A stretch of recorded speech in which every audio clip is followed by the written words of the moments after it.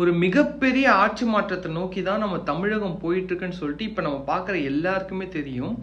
தாவேக்கா என்னதான் பெரும்பான்மையான சீட்டுகளை ஜெயிச்சாலும் அவங்களால மெஜாரிட்டி காட்ட முடியாத இந்த சூழ்நிலையில், அதாவது அங்க அசம்பிளி இருக்கக்கூடிய இந்த சூழ்நிலையில் இப்போ ரீசண்டாக நம்ம ஸ்டாலின் ஐயா, அதாவது திமுகவோட தலைவரும் அதிமுகவோட தலைவருமான எடப்பாடி பழனிசாமி ஐயாவும் இவங்க எல்லாருமே அவங்களோட எம்எல்ஏ கிட்ட சொன்னது ஒரே ஒரு விஷயம்தான். கட்சி எந்த முடிவு எடுத்தாலும் அந்த எம்எல்ஏக்கள் ஒத்துழைக்க வேண்டும், ஃபாலோ பண்ணணும்னு சொல்லியிருக்காங்க.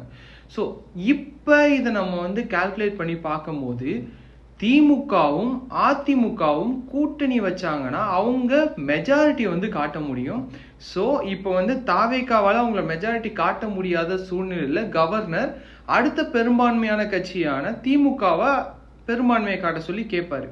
அப்படி கேட்டும் போது இவங்க 2 பேரும் கூட்டணி வச்சாங்கன்னா அவங்க தான் ஆட்சியை பிடிப்பாங்க.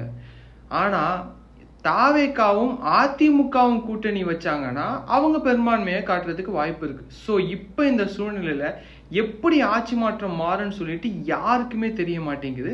ஸோ இப்போ நீங்க சொல்லுங்க, எந்த மாதிரி ஆட்சி மாற்றம் நடந்தா நல்லா இருக்கும் அப்படின்றத நீங்க கமெண்ட்ல சொல்லிட்டு போங்க.